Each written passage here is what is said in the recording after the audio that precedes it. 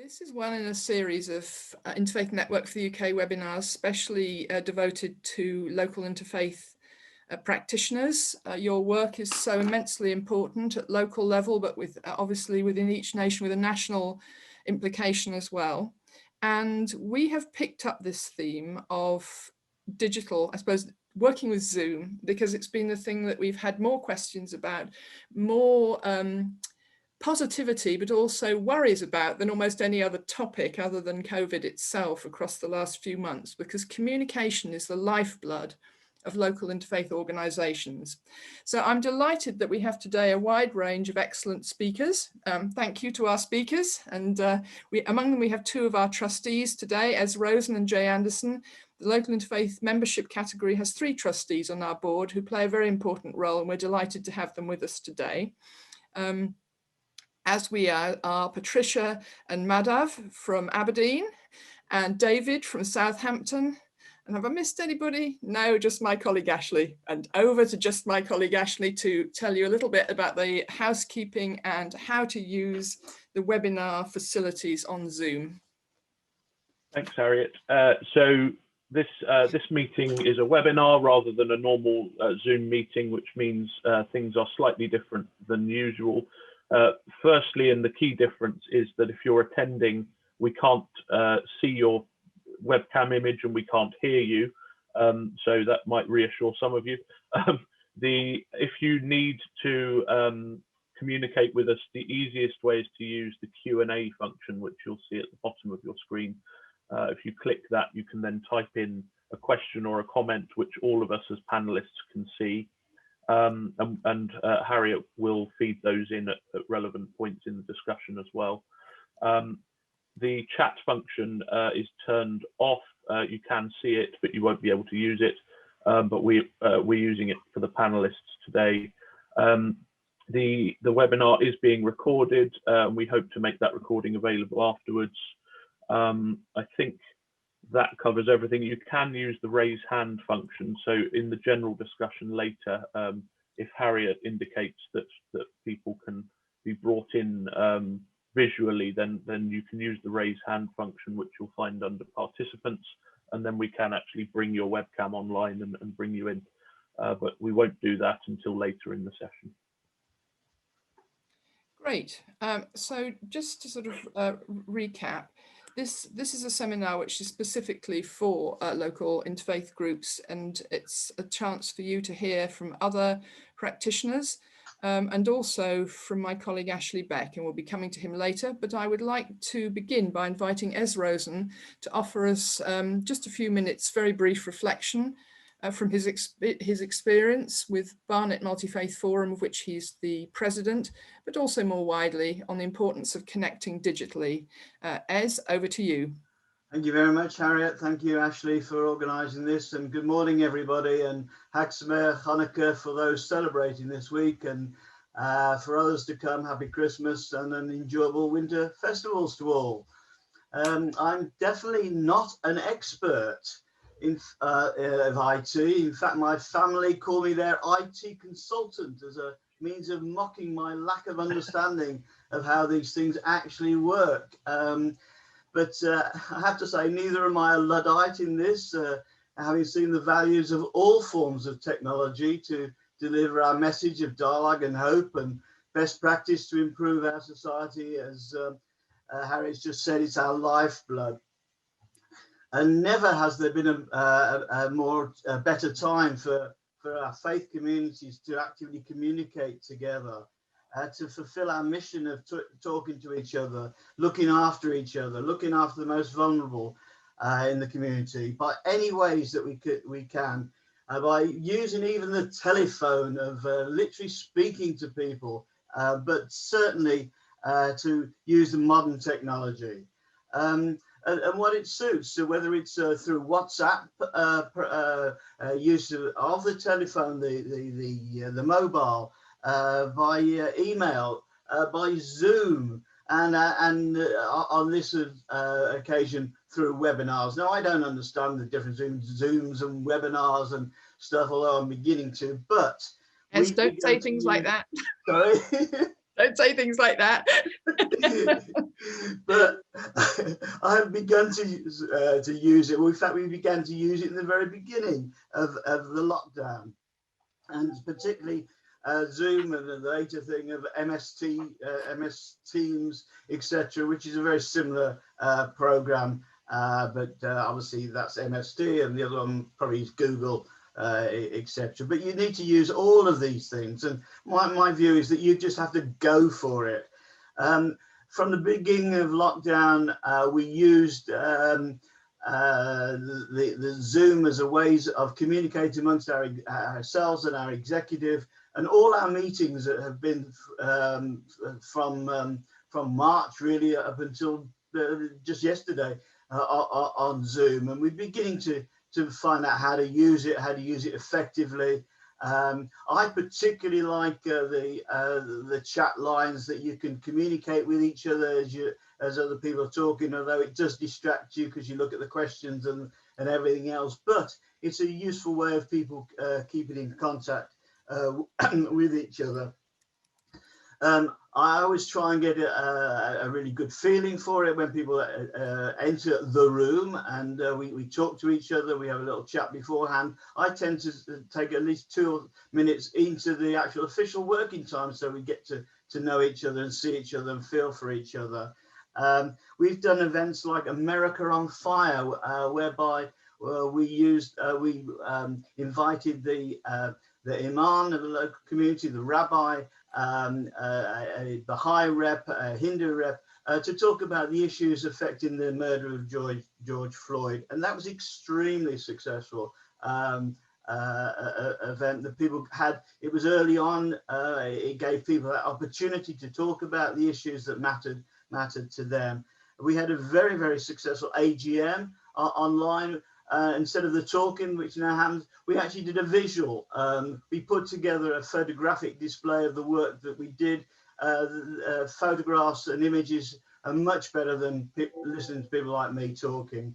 But nevertheless, it was very successful. Interfaith Week would never have happened without Zoom. And we feel that we've got more people listening to us, watching us, than whenever we did meetings. And I have to say our meetings have been very successful. Harriet, how long have I got? You have just under 1 minute. Okay, I have to say that go for it, use it. Lots of people will talk about you are muted, and it takes, that's become the phrase of Zoom. You are muted because muting yourself, and then you have to switch a button, and you have to find the button and put it on. But really, just as I say, just go for it. People like Ashley understand the protocols, and you've always got somebody to tell you what's right and what's wrong, etc. But it works, and if we can't hug each other and be with each other outside, we can actually do it virtually. And I wish you all very well and good luck with whatever you're doing, and go for it. Thank you so much. And I think there is a kind of an element to being in webinars that's a bit like eating rather dry bread. There are wonderful contributions, the jam and the butter or whatever is more healthy. But the dry bread aspect is that you can't see everybody. And I hope you all bear with us on that. I'm just going to give you a sense, if I may, of, or I will give you a sense after Ashley's spoken of who you're in the electronic room with. But I'd like, without further ado, to move us on to the nitty-gritty of what you've probably dialed in for, which is my colleague Ashley Beck, who leads on Interfaith Week's social media. Many of you will have talked with him, but is also very knowledgeable about all things digital, and we're very lucky to have his expertise in the IFN office. He is going to share with you some pointers, some thoughts about the use of Zoom, and it responds to the many questions that people have asked. I don't know about you, but for me, the most basic questions often arise. Some of you have asked more complex ones. Over to you, Ashley, to share with us the answers on those, or the reflections. Thank you very much, Harriet, and hello, everyone. I am going to address all of the questions that are on the programme and some that sort of interrelate with them. And I'm going to do it fairly fast because some of them, there's quite a bit to say. Or we are recording this though, so you can watch it back if you miss anything, and I can also make notes available to assist. You do have sufficient time, and I think for those who hopefully. can't, yes, and you'll get that famous 1-minute call. You might even get a 5-minute call. You never know. So back to you. Thank you. And the other thing to say is this isn't a kind of how to get going from the very beginning. There's lots of really good material that does cover that, and we can again provide links to it if helpful. But the first question I was going to take from the list was what's the difference between a webinar and a meeting? We've covered a little bit of that already, but the main difference is in a meeting, all of the participants can see and hear each other, caveated with as long as they've got webcams, microphones, etc. And in a webinar, only the panelists are visible to people. So you can see here today, there's 7 of us currently visible, but not everybody else. As you've already heard, in a webinar, you can interact with the panelists using the Q&A feature, also the chat feature. If that was turned on, it isn't today, but it can be. Webinars are good for things that are kind of from the front events with speakers and presentations, such as this one. They're less useful for dialogues for committee meetings where you want everybody to be able to communicate around the table. Webinars are also a bit easier to chair if you're expecting large numbers of people, because you mainly have to keep an eye on the panelists in the Q&A box, whereas in a meeting, if you had, say, 100 people, that's a lot of little boxes on screens to keep flicking through. The next question is how many people can take part? This, again, depends on whether you have a meeting or a webinar set up. The simple answer is, if you're using the free version of Zoom and you're having a meeting, then up to 100 people can attend. It will be a meeting if you're using the free version, because webinars are only available if you pay. A limitation with the free version of Zoom is, as well as the cap on 100 people, you'll also have a time cap of 40 minutes. So most groups, I imagine, are going to need to pay, at least for the basic package, in order to have enough time to meet. There are kind of steps up where you can add on additional numbers of people. The cheapest license to Zoom is $11.99 a month. That will give you, as much time as you want, and up to 100 people. If you need more than 100, you can add on a bolt-on for large meetings, which enables you to go up to 500 people for £40 a month, or 1,000 people for £72 a month. Probably 1,000 is excessive in most cases. If you're doing a webinar, then the cheapest license for that is £30 per month, and it also enables only 100 participants. The next level up is 500 people for £112 a month. Now, all of those prices I've given you are the monthly ones. You can pay annually and save a little bit of money, but then you need to have that money up front, which lots of groups probably won't. The next question is, do I need a webcam? Now, the short answer to that is no. You can join meetings and webinars without a webcam. However, if your computer or your tablet or your smartphone has one built in, then great. Lots of them now do. You will be able, if you don't have a webcam, you should still be able to see and hear people and see all of the controls on your screen, but other people won't be able to see you. Yeah, as I said, tablets, smartphones, nearly all of them now will have those built in, but computers and laptops, it's still, not all of them do. It's worth saying here that you will need some kind of microphone and some kind of audio playback system, whether that's speakers or headphones. If you're joining by computer, again, laptops often have those built in, but desktops generally don't. So you might need to buy a headset or buy some speakers. Headsets, yeah, David's modeling his headset there. And I'm wearing one, although my hair's largely covering it up. You can get headsets for very little money online, and ones that have microphones and headphones really are available from about £2 upwards on Amazon. It is also, I should say, possible to join webinars and meetings without a computer or smart device at all by dialing in on a telephone. You can use any telephone for that, as long as it's got a numeric keypad, because you'll need to type in the ID number for the meeting and the password in order to get in. But that does enable you to speak and to hear, but it does limit your ability to use things like the mute function and the raise hand function. You can do it, but it's a lot more tricky, and you can't see people. How do you record meetings? This is quite simple. If you're the host of a meeting, i.e. you've set it up, you will by default see a little record button at the bottom of your screen on a computer. If you have the paid version of Zoom, then you'll have the option for that recording to be saved on the cloud, which means on the Zoom website. If you don't, we will then be able to save it on your computer, or you can choose to do that anyway if you prefer to.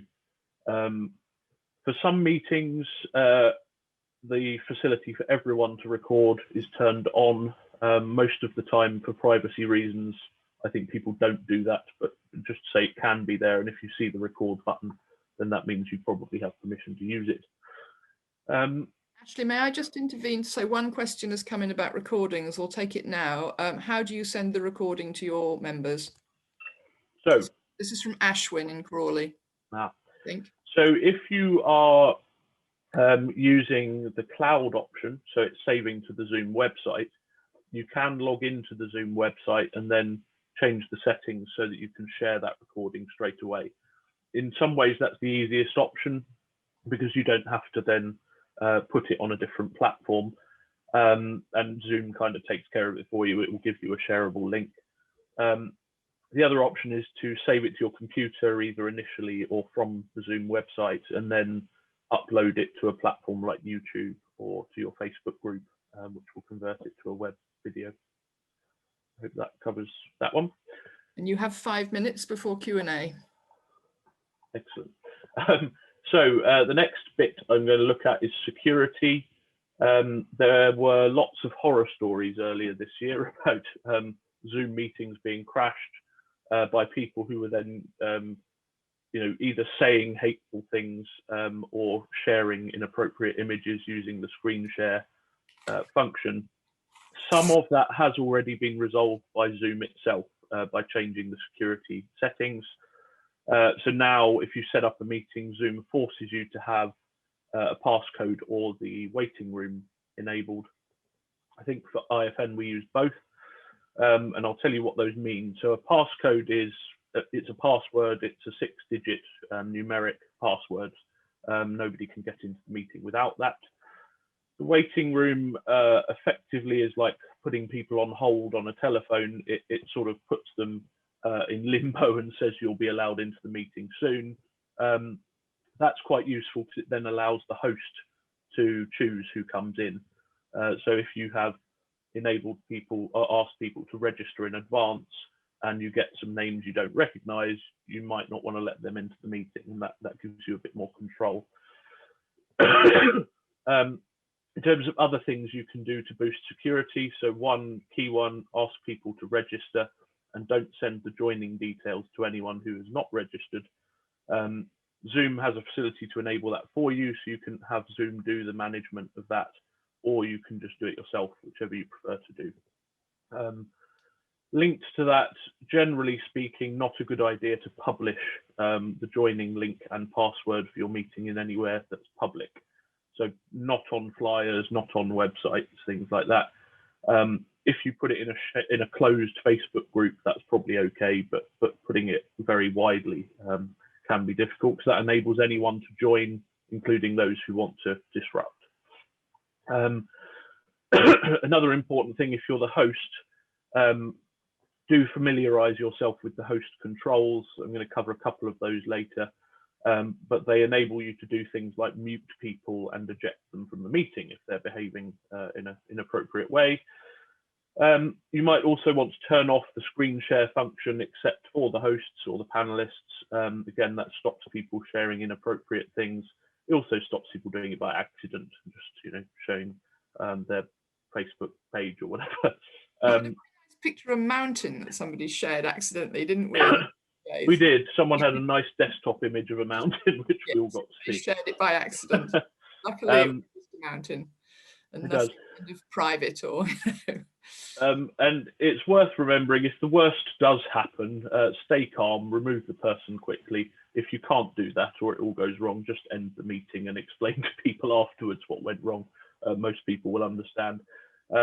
There's much more detailed information about this from the Community Security Trust, which is a body that monitors and responds to anti-Semitism and security concerns in the Jewish community. We can send a link to that afterwards. They've created a very helpful visual guide to security on Zoom.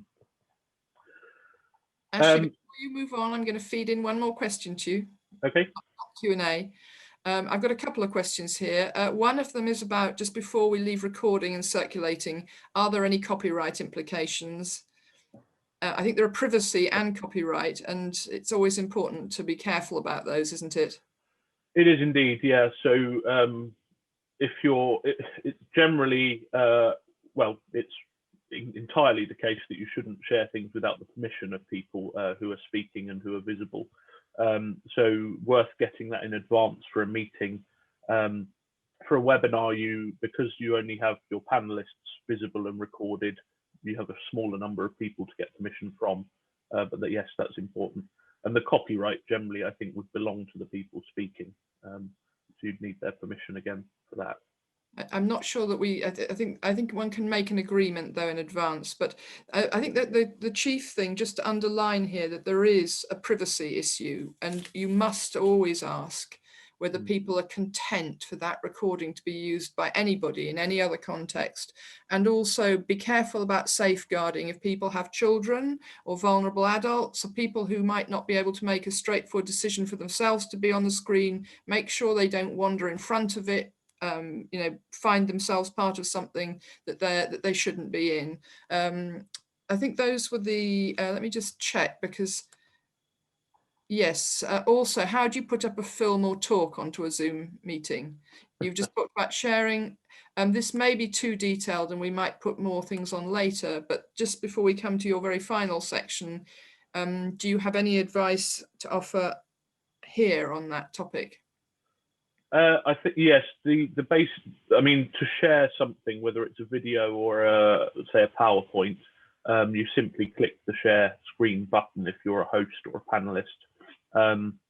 That will then bring up a dialog which says, do you want to share everything on your screen or just a particular window? Usually better to just pick the particular window, because then you don't get stuff happening in the background. So, choose the PowerPoint thing or choose YouTube or wherever it is you're sharing in that way. And we will be seeing that in action later, because Tricia and Mr. Remy are using a PowerPoint. Thank you, Ashley. I think we're on to the last bit about sharing, is that right? We are indeed. So the couple of things to say about this, really. Firstly, sharing on Zoom requires all of the usual sharing skills that you might be familiar with, such as keeping people to time, enabling a range of people to be heard, tactfully dealing with difficulties, those kinds of things. It also requires keeping an eye. So in addition to those usual things, it requires things like keeping an eye on the chat box, the Q&A box, who's raised hands on Zoom, which you can do using a button rather than just putting your hand up. All of those things can, however, be a bit tricky if you've only got one screen. So it's often worth asking somebody else to assist with some of that stuff. So in a webinar like today, Harriet's chairing, but I have the role of co-host, so I can also see if hands are raised and help, inform her what's going on, and we can each look at different bits on different screens. Thank you. I'm going to offer a couple of comments myself in a moment. We've had one question though about putting hands up. It's about if you're using a phone, how do you raise a hand? This has been a common issue in our yeah. I believe if you're using a phone, you dial *9 to raise a hand and then *9 to lower it again. I'm just going to check that though. We have a couple of other questions that have come up, and then I will offer one or two reflections just from the kind of chairing perspective. One of them is, can the host nominate seconds in command?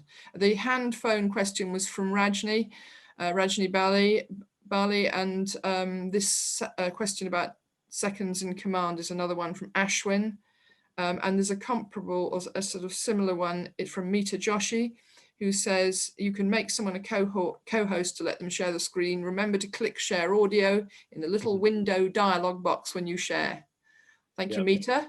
So can you very good point. Yeah. That's a very good point. If you're sharing as video, yes, you'll need to share audio as well as visual. And the default is to just share the visual. So that's very helpful to add, yeah. And did you answer the question about nominating seconds in command?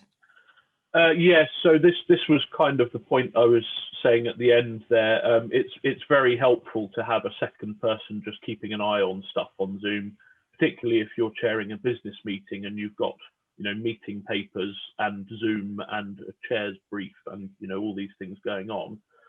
Having tech support or another person there who can say, you know, Chair, we've had a couple of questions come in, or, you know, there are some hands raised.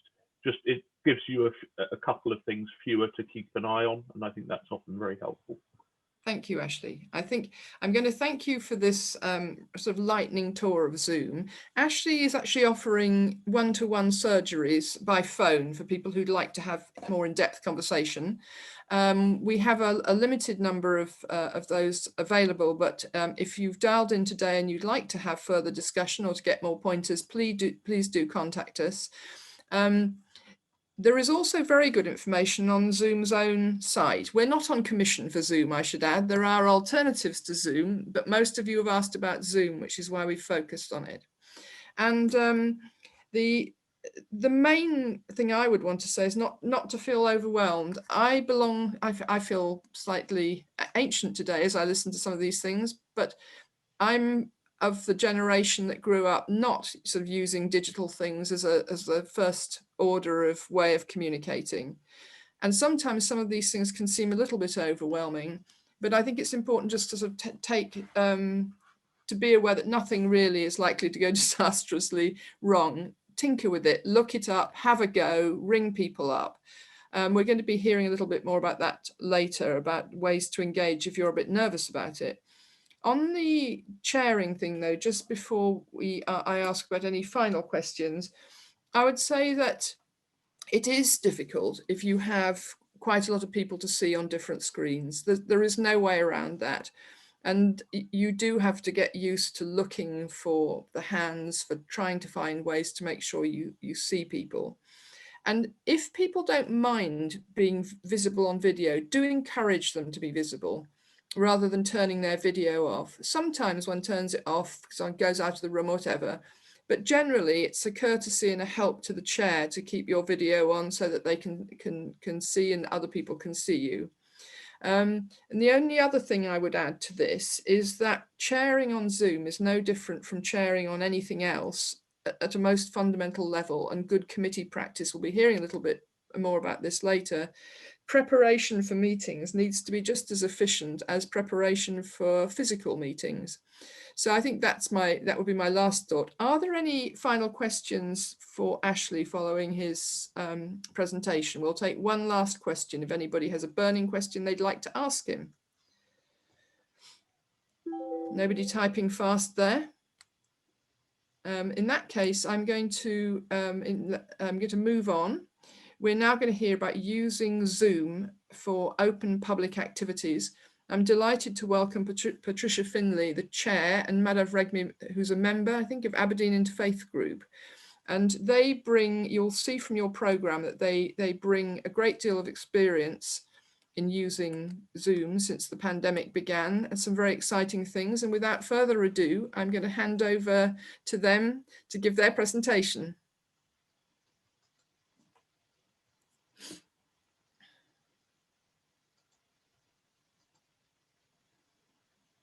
Slides have come up.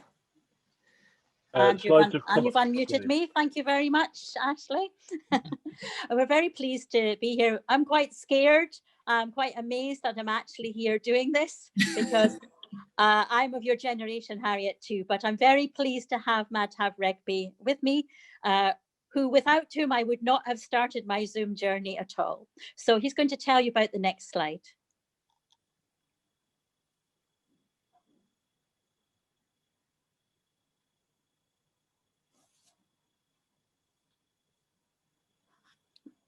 Is he there? I hope so. Okay. Oh, he's frozen, I think. He's muted. Oh, he's muted, right.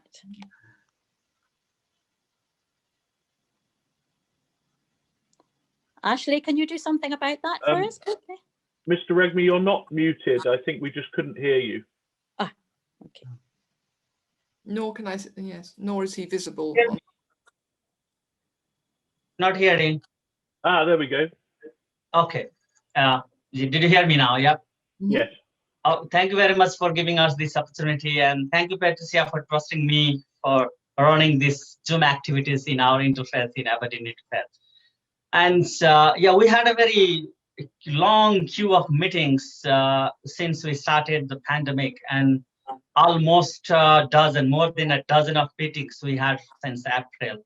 This last April. So it means within 8 or 9 months of time, we had 13 meetings, and public and our group meetings as well.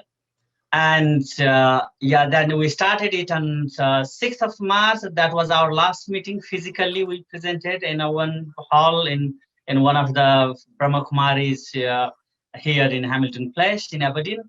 And that was our last physical meeting. Since then, all the committee members are not meeting physically as well.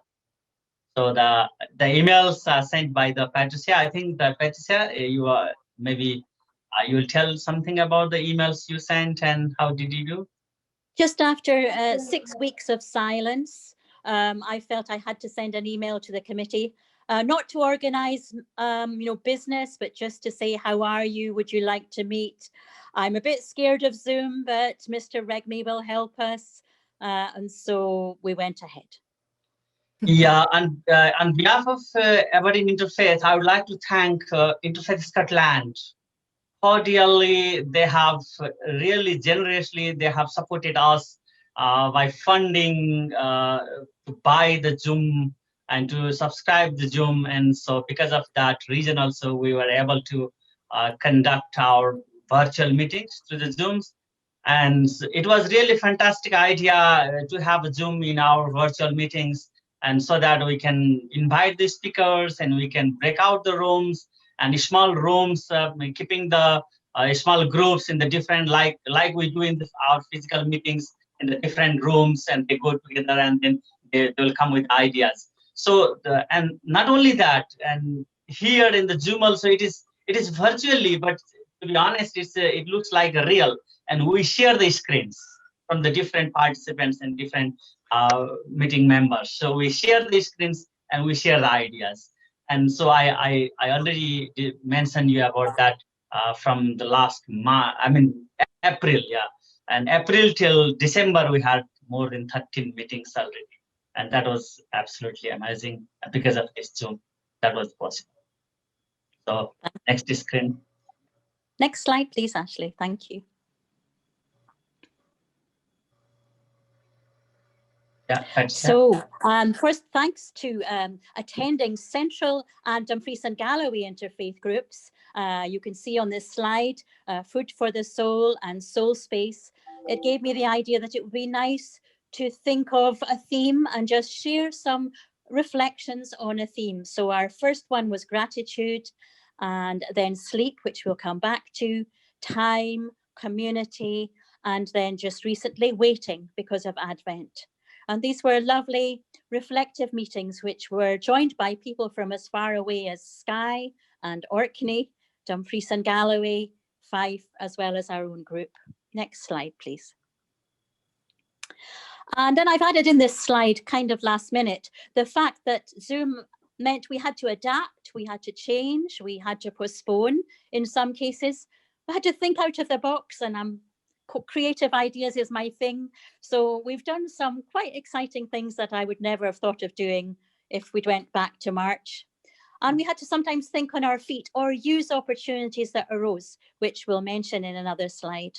It gave us a chance to have new people, to make partnerships, to widen our mailing list. We have 100 on our mailing list, and to be part of a bigger interfaith community. Next slide, please. As we got 500 plus fundings from Interfaith Scotland, and on this occasion, I would like to thank Francis and Maureen, who are leading the Interfaith Scotland. Maureen, the chairperson of Interfaith Scotland, and they generously gave us fundings, and from that funding, on top of subscribing Zoom, and we are able to provide some food packets to the people who are homeless, and that was coordinated by Somebody Cares Scotland. And on this occasion, I would like to thank Somebody Cares Scotland as well. And there is one Fair Deal Superstore, and who helped us in a very nominal cost, I mean, without having much more profit. And they helped us to give us the food packets, and they manage all the food packets that make it. And that was our funding use. So we use that funding to help the homeless people and the subscribers. Next slide. And next slide, please. And from last year, we had the theme trees. That was our theme, and we planted more than 500, I guess, trees in Barapunya Meditation Center in Aberdeen West Hill, which is site. And one of our friend, Monk Susan, he is leading that meditation center. And that was fantastic idea to work in the trees, and that was physically we were able to do that. But this year we planned of having another theme of sleep, and that we were able to do in virtually, but unfortunately that did not go well. But still we managed to do that. So this year the theme was sleep. So, and this was possible because of the Zoom subscriptions and the Zoom meetings. So, thank you very much. You next have slide. 3 minutes left. Yeah, right. Okay. So our next slide shows you that one of the events that was postponed, and it was one that involved partners, United Nations Association, and Nigel is actually one of our participants today. So this enabled us to continue with a meeting that was postponed from March till June, and to have people all over Scotland take part. And the next slide. This was a very interesting one where Anish, who is one of our Aberdeen youth interfaith, had done a survey and then a report, and was able to share his report and some of the comments on the report on spirituality during the pandemic. And it was lovely to have him kind of chairing the meeting. It was really nice, a 16-year-old chairing the meeting. Next slide, please. On top of that, we had a very fantastic event about this connecting to break the silence and gender-based violence, and the occasion of the Gender-Based Violence Week. And Greg is really helpful, one of the charity here based in Aberdeen. And Greg and Amina and the Religions for Peace, we work together with the Aberdeen Interfaith. And so we had the speakers, Rabinder Kaur and Sarah Bronji and Makro Adnan, and they highlighted on the gender-based violence, how it was experienced in the local community and globally and internationally. And Sarah, she was a fantastic primary school teacher, and she had a broad idea about the gender-based violence, and she gave an excellent example on the occasions. And Rabinder Kaur, and she is a faith leader, and she has her own experience, and the Maruka Adnan and in the Muslim communities and the Muslim women, and how the things are happening in the gender-based violence, and they highlighted very brilliantly. And next slide, please. So this was one thinking on our feet. You'll know the chief rabbi, sadly, Jonathan Sachs, passed away, and I attended the memorial service on Zoom in Glasgow. As a result of that, we had an extra little meeting where we viewed his talk when he got his doctorate in Aberdeen University and thought about what he had to say. And kind of related to that, we're going to, for Holocaust Memorial Day in January, we're going to record a Zoom meeting for YouTube in order that people can listen to it at any time before or after or on Holocaust Memorial Day. Last slide, thank you. And I think what I want to say most of all is that we welcome people from all over, whoever they were. We welcome people who hadn't been for a while because of family issues and too many things to think about, or scared of Zoom. And sometimes a phone call was good, just to say, we miss you, are you okay? As you said, somebody earlier, we are trying to look after each other by just checking in on people, not feeling that they must be pressurized to attend, but just come when they can, join us when they can, and just stay and keep in touch with them. Yeah, thank you very much for giving us this opportunity. So on this occasion, I would like to thank everyone who are attendees and panelists as well. And Sarve Bhavantu Sukhina, Sarve Shantu Niramaya, Sarve Bhadrana Pashyantu, Ma Kaschit Bhava. Om Shanti. Thank you so much. That was a wonderful presentation. Very, very interesting.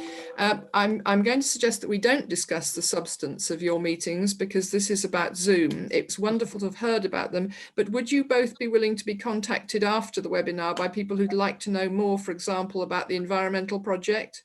Mm-hmm. Are you happy to have them put in touch with you? Yeah, and we Yeah, can pass sure. Jeff's Yeah, contact because on. these are inspiring and important projects, and it will be good to pick up on that. Because we're focusing on the lovely Zoom today, I'm going to ask, are there any questions from people that they'd like to ask you about the very innovative and good ways that you've been using that? And then I have a question about, one question relating to this, but any questions from people in the webinar to you about your presentation? I don't see any. Do you, Ashley? Not so far, but people might be still You've typing. silenced people with the amazingness of the things that you're doing. Then I'm going to ask a question. It's a dangerous question. You mentioned that one of your Zoom sessions hadn't gone quite as you hoped. Rather than telling us exactly what wasn't as you hoped, can you tell us two things that you perhaps learned from the experience that you're using to improve your Zoom methodologies subsequently, or even one thing? Okay, well, actually, is a negative as well, and that is because of GDPR, I'm the only one that holds people's information. So if somebody has a problem getting into a meeting, even though Mr. Regmi or Nigel, who's there, would be the IT people, the people contact me as chairperson to try and get in. So I'm being WhatsApp, text, emailed, phoned. Patricia, I can't get in. That's been an issue. Well, that's a very big and important issue for people to be aware of. And I don't know whether Ashley may have some comment on that he'd like to offer. Yes, in fact, in the pre-meeting for the panelists for this, we had the same issue. And the part of the problem there was simply that I couldn't start the meeting, so nobody could join it. And that was down to who had the license between our office members. We had to quickly switch that round. But yes, it can be an issue. And with the best will in the world, however many times you tell people IT questions go to Ashley and other questions go to Harriet, some people will do it the wrong way around. It just, yeah, it requires the chair and the IT person to liaise with each other, really. And I think building in extra time. I don't know about everybody who's part of the webinar today, but I find that everything seems to take extra time. You think your printer will work, it doesn't. You think your Wi-Fi will work, it breaks. Lots of things. So now I just, before we go further, I would just like to very quickly break off from the main, from the inputs and tell you a little bit about who's here. But before I do so, may I thank again most warmly Mr. Regmi and Patricia Finley for that really excellent presentation. We will be coming back to the next presentation in a moment, but let me give you a sense of who's out, who's as it were out there. I'm not going to give the full names of the groups, I'll just say the areas. Barnet, Aberdeen, Southampton, Leeds, Bedford, Bristol, County Durham, Crawley, Devon, Guildford, Hillingdon, that's in London, Telford and Wrekin, Wolverhampton, Lincoln, Medway, Northampton, Richmond, also London, Shrewsbury or Shrewsbury, depending on your pronunciation, South London Interfaith Group, Southern Area Interfaith Network, Surrey Interfaith, Watford, Wellingborough, West Wiltshire, Windsor and Maidenhead, Wisbech, York, a small cat has just intervened somewhere, and Rugby and Waveney have sent apologies. So it's a very wide spread of people today. If I've missed you out, then apologies. For all of those places, in most cases, there's at least 2 people, and in 1 or 2 cases, 1 or 2 more. And did we have the statutory cat? It sounded like a small cat might be somewhere in one of the backgrounds. Yes, that was the cat that I live with, who's sitting behind the screen. The Interfaith Network cat. Every Zoom meeting has to have an unexpected pet. Now, with that roundup, we move on. Now, has Afrasiab joined us yet? He had 2 very major meetings in the middle of the day, and there was some doubt about how he was going to navigate this, given some of the things that are happening also around COVID in his area. We had a message 5 minutes ago saying he was about to join, but it doesn't look like he has done yet. Then I think we will reverse the order of the programme, if that's okay, David. Yeah. To hear from you first, would that be all right? Yes, of course. Yes. Well, may I welcome David Vane, who's the Secretary of Southampton Council of Faiths, and we're fortunate to have his input today, not least because he is one of the few people involved in local interfaith organisations who has had a long-term interest in these sorts of things to do with digital communication. So we welcome you and we thank you. thank you. Well, the Southampton Council of Faith has been going for over 20 years, and I've spent the last 10, 15 years teaching people to use technology. So everybody is in my environment at the moment. I would say straight off that the experiences I've had, I've taught people, I supported Wiltshire Council councillors for 3 years, Salisbury Council councillors. I ran workshops in the libraries in Southampton for pensioners to show them how to use smartphones. I get a title from people being sort of techie, but actually I'm very concerned that the people that aren't technical, the pensioners, etc., are not being engaged in what's going on because they don't have the technology. So I spend a lot of my time trying to help people use the phone. I think a lot of people would have not suffered quite so much of isolation if they'd had a smartphone or learned how to use a smartphone. I think as far as SCOF, we're SCOF for short, which it always seems a bit embarrassing, but that's our name, SCOF. We have a monthly meeting with the committee members, which we switched to Zoom fairly quickly. There are 3 or 4 committee members who are fairly IT literate like myself. It's been reasonably successful. I think we've already touched on this. I think Ashley and Harriet have both said it's all about preparation. You really need to be, if your meeting starts at 8, you need to start at 7:45 and give people time to get in. And then Ashley says, let it run over a bit before you start, because there's always some sort of problem. A couple of little tech tips here. Most people don't realize if you don't touch your mouse, the screen, the menu at the bottom, very often in a meeting would disappear. It's the same with a phone and a tablet. If you don't touch the screen, you don't get a menu. So that tends to put people off. I found that we tried to run, we have an annual peace walk, which I think is in our 22nd year this year, where in July we walk around various place communities in the city. We were going to do it online with Zoom, but unfortunately the technology wasn't such that we could get a good signal in all of the places like the church and the Gurdwara. So unfortunately, we couldn't actually do that this year. Then we normally organise another meeting in November, another interfaith walk, because the students aren't with us in July. So once again in November, we tried to organise a walk using the technologies with the universities, but we had the same problem that we just couldn't get the technology to follow us around. So I'm afraid we were a bit of a failure on those two events. I'm a Buddhist. I belong to a Buddhist organisation called Soka Gakkai International, and we've had several large meetings. We had a meeting back in August with 350 people.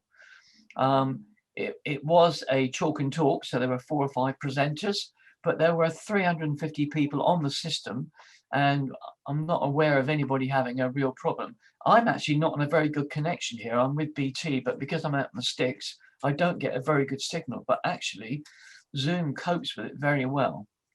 So I think that, you know, to me, the experience of using Zoom is about, I keep saying to everybody, I'm sorry, folks, but this is the future. This is how it's going to work in the future. And I personally like it because it means I don't have to travel 20 minutes to get into Southampton or find somewhere to park.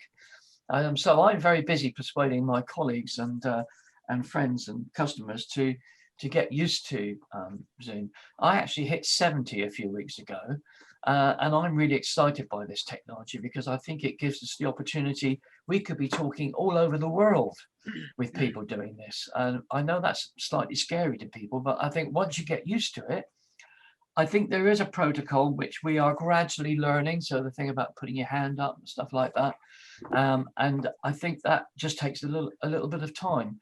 Our chairperson is over 70 and she is managing to cope with it off and on. It is a challenge, but I do believe it's the way forward. And I think that we need to do this now. I think that, you know, we are not going to see any relief into face-to-face meetings for some time. I feel much safer here, to be honest with you. So, David, thank you. I think these are really helpful things to be aware of, and actually did the real basics that you mentioned at the beginning about smartphones are very significant because it's not just the jump to using Zoom or using laptops. Actually, for many people who are certainly in the older bracket, sometimes smartphones are quite trying to use, and that may actually be the only gadget that they do have, and therefore they may join Zoom through that. So I think we need to give some thought to the learning that's come out of your reflections and those of your colleagues who spoke earlier. Instead of putting Q&A directly after you, I'm going to just check, if I may, Afrasiab, what's your timing like? I know you've got 2 big meetings. Are you able to stay with us for the next 10 minutes? I'm struggling a little bit because I've got another meeting starting at 12, so I'm gonna. Right. Well, what I'm going to do then is I'm going to ask David, maybe take your Q&A after Afrasiab's offered us 2 or 3 minutes input, and we'll come back to that. But thank you most warmly for that very helpful reflection. And over to you, Afrasiab. Thank you very much, Harry. And first of all, can I just apologise for I was chairing another meeing this morning that started at 10, which overran, as they do with Zoom, and then and then one of the other issues that we're finding with working online is that when people see your calendar or they have access to your calendar, they assume you finish one Zoom meeting and they put another one in straight after. And so where traditionally we would have had the opportunity to say, right, okay, so I've got a little bit of travel time, I've got 10 minutes to travel through. That sort of doesn't happen anymore. It's just that one after the other. You just and so the downside of all of this is that you can, although you're working from home, and you can start the morning on a Zoom call at 9 o'clock, but then come 9 o'clock in the evening, you're still following through on different, whether it's Skype, Teams, Zoom, WebEx, whatever it might be. And so I think one of the things that we need to be careful of is how we manage our time in between that. So I've got another one straight, as I mentioned before. But rather than focusing on the and obviously the hiccups as well, and just picked up on the some of the comments that David was making around you know, how to, you know, the protocol, or the, you know, that you've got to follow, you know, sometimes how to raise your hand or using the chat box, And in my case this morning, not being able to find the link, so I couldn't find the link for the meeting this morning. So I was like, yeah, I've got it, and then looked for it, and I couldn't. And so it's just sometimes these things can, you know, cause little hiccups in the procedures. But I just wanted to focus more on, in terms of the positives that have come out of being able to use online platforms, especially for meetings. Right at the start of the pandemic, one of the things that we were really nervous about, especially our work in Lancashire and obviously in Burnley, was that a lot of our members, or traditionally everybody that we've engaged with on a, you know, the face-to-face sort of platform, and people who are engaged in interfaith work traditionally tend to be older, and what they tend to do is they like that personal contact of meeting up together in a place of worship or in a cafe, enjoying that friendship and being able to see one another and talk to one another in person. So we were a little bit nervous on that we would lose all engagement with them, especially if this went on for as long as it has. But what I will say is that in actual fact, it's the reverse that's happened. In the way that everybody has embraced the technology. And initially, it was very difficult for all of us, I think, just to be able to use those platforms. But our members have been really sort of, you know, welcoming and have taken on these new skills, and that's been really good. And I'll give a couple of examples of that. We had our AGM, and normally, you know, sometimes it can be a bit of a struggle to get people to engage in meetings in the evening, having to travel out, especially when it's a, you know, cold winter nights and what have you. But the turnout at our AGM was absolutely fantastic, and it was actually, we actually had new people attending because they didn't have that time to travel, and we had people from all over Lancashire who were taking part in it, as opposed to just those sometimes, you know, the same people that engage in all of our activities. And so whilst we welcome that, you know, that having that engagement of those who are regular attendees, it's always good to be able to get out to additional people as well. And the other, I think that's the one that I joined, was it? Yes, yeah, absolutely. And so may I just interject to say that that was an example of chairing, bringing people in very effectively around the room. And I think that adds, Afrasia was in the chair as the chair of Burnley Building Bridges. And I think that is also a key part of Zoom, making people feel included. Back to you, sorry. Yeah, no, absolutely. And I think, and that is one of the things that I mean, this morning, I'm chairing 3 different meetings. I've been to 2 to come, and so you develop your own skills as a chair as well, being able to manage, you know, just keeping an eye on multitasking, keeping an eye on what's going on in the chat box. If people are putting a hand up, or if they, you know, the gestures that they might make to say that they want to come in, and so it develops our roles as chairs. But the other thing I think that has been really useful is Building Bridges in Burnley hosted an event in solidarity with the Palestinian people as part of the International Solidarity Day. And again, one of the things that we saw with that was the attendees from all over. So there were people from all over the world that were actually dialing in as well. So we were able to have conversations and build networks and link in with people from different parts of the world, which normally, if that had been an event that took place in our venue at the Faith Centre, it would have been those people that were in attendance on that day. So what it does is, I think going forward, one of the options we're looking at is actually having that blended approach. So not completely saying, right, okay, we're able to meet physically again, so that's what we're going to do. But actually, no, what we will do is give the option, or mix it up a little bit, where we can have some of the meetings that events that take place are using technology and you know, online, and then others that we can you know, obviously things like the faith walks that were mentioned before, continue with those as obviously physical events. And then the final thing that I wanted to touch on is that we've seen as a really positive is we do a lot of schools work, and initially, well, obviously the schools work ended and it came to a bit of a standstill, but we've been able to deliver a lot of that virtually. So being able to deliver in the classroom without actually having to physically travel there, although it's not the same as actually standing in front of a group of 30 children or delivering an assembly to a whole school. At least we're getting that opportunity to still engage with them.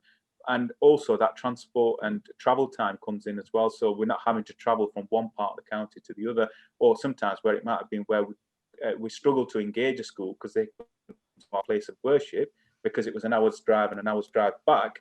Now actually we're able to do live virtual tours. So somebody is stood in a mosque or a church and they're saying, right, okay, welcome to my church, and it's a live virtual tour that we're giving them as part of that. So so what we're doing is embracing the technology and embracing the opportunities as well, and trying to make the most of what has been a very, very difficult situation for all of us, I think.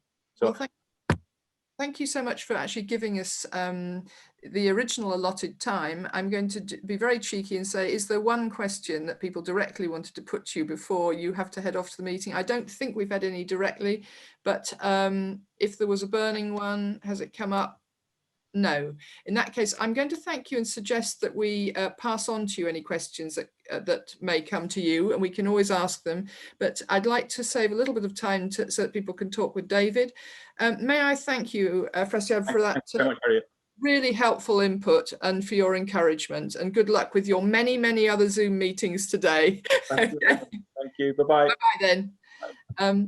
So we come back now to David's very interesting reflections on the difficulties sometimes that one faces using Zoom, but also working forward in a helpful way on that. We have had one or two questions that have come in. There's one, I don't know whether Ashley or David, you're best placed to answer this question about where do you get the information on the steps needed to screen share on an iPad? Jill Tully says she's tried to follow on YouTube, but it's deeply confusing. It's so confusing. She's added her age, but I think it's probably confusing to all of us. Could you advise on where best one might find information on screen sharing on an iPad, if you know? Ashley? Shall I start? Okay. I have Googled the question in between because I'm not an iPad user. I use a Google tablet, but essentially there should be a button at the bottom of your call which says share content. That's slightly different than on other things. As David said earlier, sometimes those controls disappear, so you might have to tap the screen to bring them back up. However, the Zoom website has a section on preparing your iPad for screen sharing and some steps to do in advance of a meeting, and I will paste the link to that into the question. Can I also say a couple of other things? I think our last speaker, that the idea of the mix is really important for the future. I think to have the Vedic temple in Southampton has been doing, when they could, their services, but actually broadcasting it through Facebook as it happens instead of Zoom, but they've been doing it that way. I think that's really important because once we've got the confidence using this, we need to keep it. I'm so frightened that everybody I talk to says, oh, we should be so glad when we get back to face-to-face meetings. And I'm saying, no, that's not. A couple of other little points. Those on computers, you can change the view. So many people miss this, but there's a little thing up in the top right-hand corner where you can change it to the speaker view, which I have at the moment. So I'm looking at Ashley, and I've got everybody else up the top. Now, lots of people get flummoxed by that. They don't, because if you go up and change the view, you can actually have it in a matrix view or a gallery view where you can see everybody, which is useful. And I think this is part of the trick of getting people involved. And we have done it with 3 or 4 people in one, around one machine. That'll be another way to do it. But I think I found in particular teaching adults IT over the years, if they lose their confidence with one thing, that's it. A number of people that said to me, no, I can't cope with Outlook, I'm going back to paper and pen. I said, you dare, you dare do that, because actually that's not taking you forwards, that's taking you backwards. There is a place for it, and I have a pen and paper here, but generally I do most of my stuff online. Absolutely. Yeah. Well, thank you, David. I'm going to just feed, I think I will offer sort of feed in 1 or 2 of the comments that people have made before we leave this section, before we thank you formally. I want to just pick up the fact that Judith Bruni has mentioned that Watford solved the problem of doing walks online that you mentioned earlier by having places of worship send them short videos. Yes, we did do that. We're able to brigade these things, and many local groups have done that. Yeah. Um, but it might be an idea, just to interrupt, might be an idea to actually prepare that now, so that we're ready in the future, because we were caught on the hop. Interfaith Week was coming up and we just couldn't organise it in time. So a couple of people did do small videos. So yeah, prepare. And the videos and putting them together is great. A number of people have wanted contact details for speakers. May I assume speakers are happy to have people put in touch with them unless they email us to tell us otherwise? Yeah. And there's a comment from Yogesh Joshi, also from Watford, which is that Zoom meetings have made meetings more democratic, with more involvement from participants, and also more people able to join the meetings without any travel and distances involved.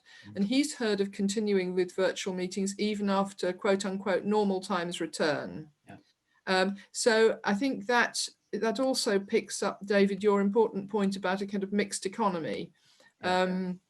And it was nice in the presentation given earlier on by Madhav Regmi and Patricia Finlay that we got a good sense of their physical meetings as well as the Zoom world in which everybody's living now. I don't know if we will have time for some comment from the people who've spoken earlier later before we wind up. But may I thank you, David, at this juncture for your excellent presentation, and ask if all the speakers are happy to just carry on. We've got another session in which we're going to have a rather more free-floating conversation. I think Euphrassia was the only one who had to go. So let me now then I just have to check one small thing. In timing terms, we are more or less on time. We're 5 minutes behind in terms of where we are on the agenda. Jay is going to be sharing a reflection with us at 20 past. But what I would like to do at this juncture is to open up the discussion. So you have a general discussion coming up for the next 10 or so minutes about broad issues raised during the presentations and Q&A. And Ashley and I will keep up with your typing as fast as we can.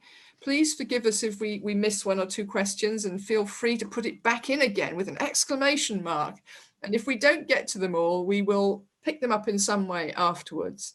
Before I move into the questions, though, may I ask Madhav Regmi, Patricia Finlay, David and Ez, who've already spoken with us, anything in a nutshell that they'd like to add in response to the queries that have come up?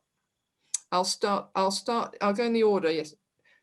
Ez, one comment from you? Yeah, I think this question of mix is actually vital for the future. There's a huge debate going on within the certainly the Jewish community about the fact that so many people have got on Zoom, got online, have come, as it were, to the virtual synagogue, and from the worshippers' perspective, they want people back into the synagogue. So there's a real debate going on about this balance of future, and I think it really is a balance, and I don't think there's any reason why, when you're doing a real production, say we do have an AGM, it can't be videoed or zoomed or whatever online, so that people can join in that way. I mean, we've got to think about it, work at it, but I think it's a real opportunity to enlarge our community, our audience.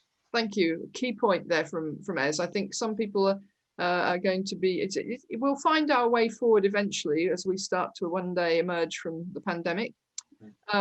But the mixed economy, and now I come next to Madhav Regmi. Is there anything you'd like to say about things you've heard? Can you unmute yourselves? Well, I was going to say one. You are unmuted now. Yes. Yeah. Okay. Yeah, I'll add one thing. Just to previous talks, and that is the equal opportunity is there. It says already raised. The concern was raised by our Dr. Nigel. And it's more democratic because there is no any discriminations, and people, every folks and every group of the peoples can take part. And so Zooms never discriminate all these things, and there is no any chances of discrimination as well, because everybody are joining by emails and by contact lists and by phone numbers and phones and all these things. So there is no any chances of making discriminations, all that. So it's more democratic than having as far that's my opinion. Maybe maybe not right everybody else. Yeah. So people are joining from the different sectors, and you don't need to travel a long way, because in our meetings, in our Zoom meetings, people from the Sky and people from the Five, we are based in Aberdeen. Yeah, but of this kind of people joined here. So it's a more democratic, more feasible. Yeah. Thank you so much. Your link is breaking up a little on my connection, but I think we picked all of that up.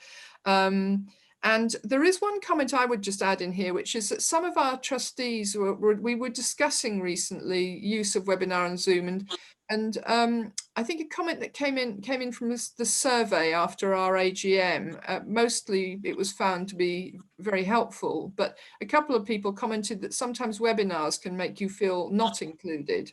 Because you can only see the panelists. Well, there are pros and cons, and I think the distinction Ashley made at the beginning between a meeting and a webinar is very important to actually clarify, so that people know when they're signing up that they're not. But I think the democratic point, really important one. Thank you to those who've raised that. Patricia. Yeah, I have one from a lady who couldn't attend today, our friend on Sky, who says, pity she couldn't join us because Zoom has made it possible for her to join Interfaith. And I think that says it all. Right. She wants desperately to be part of something, and she can't, but she can because of Zoom. Well, that's fantastic. And we are, do you know, for Interfaith Week this year, we had so many people, so many organisations joining who've never done it before, because they had the capacity to do it. We had local authorities like South Tyneside and Hillingdon doing wonderful video series of interviews with local faith community leaders. We had very creative things from places that they might not have come from before. So I think that's a very positive thought. David, any other last reflection? I was just going to say, Patricia, I was up in Scotland some 20 years ago doing talks about the internet, and I was most impressed by the Highlands and Islands. It was the first time I've come across conferencing, you know, and they seem to be very well equipped at covering the schools and colleges around the country. I think my biggest concern is that we don't find the lowest common denominator and get those people involved. I'm so keen, passionate about, and it's not all older people. I have to say there's a lot of younger people who, you know, this is a phone. I'm sorry, folks, but this is a lot more than a phone. And I think that we need to find ways of trying to encourage people to just come and join me, come and sit with me, you know, and see what happens, because we all watch television, you know, and I think that if this technology develops, that's what we'll be doing. We'll be doing it. Well, in fact, we can do it now through our television, but I think we have to get it down to that level where everybody says, oh yeah, I've got a Zoom meeting tonight, you know, and excited about it, because I can make my voice heard, whereas, you know, before perhaps I couldn't. Well, I think sharing the positive is very good. There's also a point in that I'd like to highlight, which is about peer-to-peer learning, to use the ploddy term. Yeah, I do a lot of that. Well, let me say that there are many of you who are on the webinar today who may not think you're especially knowledgeable, who may, but as you develop your skills, see if the ways you can share them by actually talking somebody through on the phone what's happening, helping people engage, finding people in your group who can do that. Ashley. Yeah, I just wanted to pick up on the mixed economy point, and I see another question just come in on that. I wanted to add that after Interfaith Week, we put out a survey, as we do every year, but one of the questions we asked this year was whether the things people have done differently this year because of lockdown are likely to affect how they do things in the future to do with Interfaith. And over half of respondents have said we're going to try and incorporate some kind of online aspect to things in the future, whether that's through live streaming or something else, because we've seen the value of it. We've seen that it enables more people to come. It enables people from further away to come. So I think that's a really positive thing. And yeah, I think the point in the Q&A on that, that not everyone has the technology, is very important. And I just wanted to quickly loop back to the thing I said earlier. It is possible to dial into these things on a phone.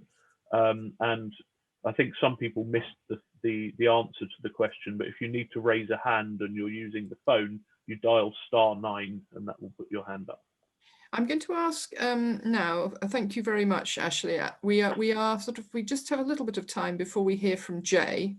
And what I'd just like to check, have we had any questions that are non-technical? We've had a couple about was my laptop working or not, where Ashley will follow up. I think Cynthia Bailey, you've put one such in, and there's a lovely positive comment from Rashid Laher. No questions, just to say thank you very much indeed, IFNet UK, a very useful and great learning occasion. Need more of these, facilitating these types of knowledge and sharing. God bless and protect all listeners. Well, thank you for that kindly thought. The learning that's being shared today by the panel, there's obviously much more that we could draw on from those of you who've dialed in, many of whom have learned a lot about the process. Is there any comment or question that people would like to offer before we move to Jay? Because I think if there's anything you've been burning to say or ask, please type it now. No typing going on. And I just want to pick up the last point from Rajni Balia, who I think is Southern Interfaith Networks, if I recall rightly, from Hampshire, and who's commented on the mixed economy and it being the way to go, and that homeschooling through lockdown has taught us that not everyone has technology. So we need to make sure that we find ways to include those that have no access to technology. And I think that that message of inclusion is a very significant one. Let me just check that we've not missed any questions here. Ashley, any others that we've not picked up? I think we've picked them all up. I think you've picked them all up. I can add on the mixed economy that recently I have an experience of having that, the technology, because I don't know the different places how the things are going on in the councils, but the city council and the local charity and local other groups, they are giving access to the internet and the device, like the Chromebooks or some small device or tablets or all these things. Like here in Aberdeen City Council is doing that for them who don't have the access of technology, and they are providing the Chromebooks and all that, and people are using all these things. So yeah, we need to explore all these things. I think that will sort out. I think this is a very important point. We do need to explore the options. And I also think we need to make it less, we need to make it as unembarrassing as possible, as we possibly can, for all of us to learn. I will offer a reflection from somebody who lives in London, and until the pandemic, I've got into cabs quite a lot. Cabs have to use apps now. And most cab drivers have to use an app. People hail them on the app. And some of the older drivers in particular found it incredibly difficult when they first had to switch to this new technology. And I remember chatting with them about this, and they really didn't want to admit that they didn't know how to use the app, or that they couldn't see it on the tiny second-hand iPhone that their son had passed on to them when they got their new one. Now, I mean, I think that just kind of encapsulates what life is like. So the very people who needed the most help were using the tiniest little phones and not really comfortable with the technology. And sometimes what has to happen is that training needs to be made available, which doesn't say this is for people like me who might not be very expert. It can be called a refresher or a brush up or some other kind of course, so that people don't feel like a nitwit. I often feel, as Ashley will tell you, like a slight nitwit when it comes to things technological. I learn more slowly than him, but I think it's helpful to create opportunities for people to learn from each other, as David was saying. And also to learn in ways that they're not made to feel like slow learners. And it's not just the older people always, it's not just age specific. There are younger people also who feel some apprehension about some of the technology. But it is a great leveler, it is democratic, it's all sorts of wonderful aspects to it. And it also does enable people of different generations to engage at unusual times of day and in different ways. It's creating much better intergenerational engagement. I'm now going to have who is musical here? No, we have an interlude. And so I'm going to hand over to Jay now, who's going to give us some closing reflections. Okay, so I've been given 4 or 5 minutes. We shall see how we go. I'm relatively technically savvy when it comes to stuff. So when somebody said we're going online for all meetings, I just went with it. But I know that there are people out there who can't and don't. I'm very lucky that my mother is very technologically savvy. She made herself, when she hit 50, become technologically savvy. She's the one who FaceTimes me, not the other way around. But similarly, my partner, he's a secondary school teacher, and I had to teach him how to load Zoom onto his laptop and set it up for him. But everybody has, shall we say, places where they're good at and places where they're not good at. And if you are one of those people who can do technology, in inverted commas, then offer your services. I am sure those of us who are parts of interfaith organisations, because we all are, have people within our teams as such who could sit down and take people through how to do Zoom or something else. It's not a biggie. You've just got to basically do a skills audit of who you have in your team and what they're good at and what they're not good at and where they want to upskill. Similarly, you don't have to go overboard with spending lots of money on Zoom. You may find that you have a member who has Zoom. So, for example, I have a Zoom account. It's a basic Zoom account in terms of I pay for the one up just from free. But it then gets used by Concord Interfaith Fellowship, Leeds Faith Forum, Leeds City Council for their Religion and Belief Hub meetings, and various other people, because I've made it available to them. And I'm not, I'm not above offering it out, basically. So you may find that there's somebody who has a Zoom account in your membership that you can utilize and will do all the tech stuff that Ashley has talked about. There's far more things you can do. Concord, which is relatively populated by the older generation in Leeds, has gone on Zoom, has done board meetings on Zoom, has done its annual peace service, which is usually held in the Civic Hall in Leeds, on Zoom. If anybody wants to go and look at, I'm not saying it's perfect video because it's not, says the person who edited it, but it's on YouTube and it's on the Concord Interfaith website. We've done talks on carbon footprints in terms of environmental awareness. We've done, what did we do recently? Oh yes, I should know. Holy places from a pagan perspective. Shared a PowerPoint screen, played videos, did polls, did breakout rooms. They all pretty much handled it really well, which was quite shocking to me because, you have a certain idea of people of a certain age.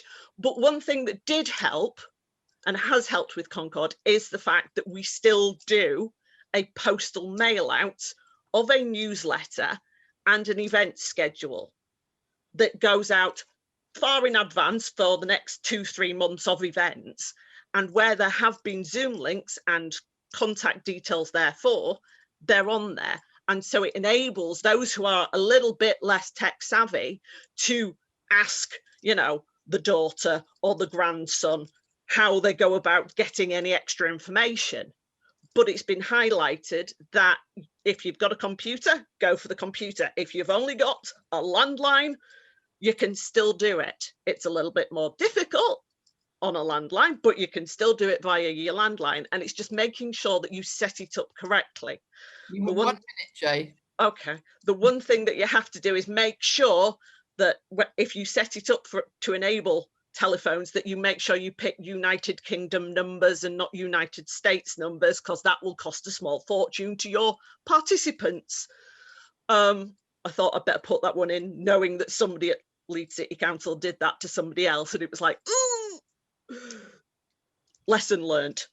But it is what it is. It's one of a toolkit, and ultimately it's finding the best way to utilize this part of your toolkit to the best advantage for your organization.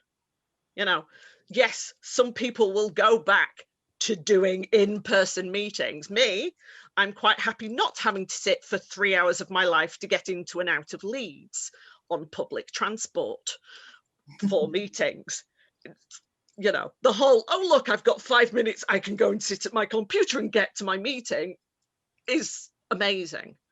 But yeah, I would say go for it, tinker with it, play with it. Find somebody, if you're not sure, to tinker with it with you, because, you know, you can set up a one-to-one Zoom and ultimately you can take people through it. They can be your co-host for the day or for the session, and you can take them through all the bits and show them it.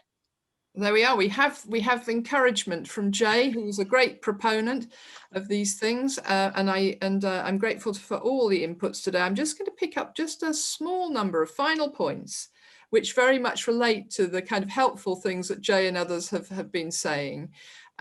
First of all, apologies to Clive Tully, who has been called Jill twice during the meeting, because I think he's using Jill Tully's log on, and who's commented on the format, perhaps not as inclusive as it might be because of the nature of the webinar format. And we apologize that is a drawback. It's the plus side is that you get these sort of direct sorts of contributions and you can focus on the speakers, but there are downsides, so we do appreciate that. Then we have a couple of other points, which are Dee Boyle from York Interfaith underlining that it's extremely important for older people to have access to equipment, not just young people. Mita Joshi underlining the points that were made earlier about password and avoiding cyber problems, security issues. And then we have, in fact, Mita has added a raft of rather good things here, which again, amplifying a couple of the points made earlier, official Zoom accounts and colleagues over 100. And finally, there's a special link being put in here. I don't know, everyone can see the link, can't they, from Yogesh Joshi, which is the virtual Watford pilgrimage. So that's a little cluster of things that were in the comments, the chat at the end. It's never possible to cover everything, but I think we've had today some very interesting and helpful inputs from Aberdeen, Southampton, Burnley, and also from trustees Jay Anderson and Ez Rosen. Ashley Beck also. I'd like to thank everybody who's joined us today, because it's you who will take this kind of learning and teaching, because you will be teachers outwards.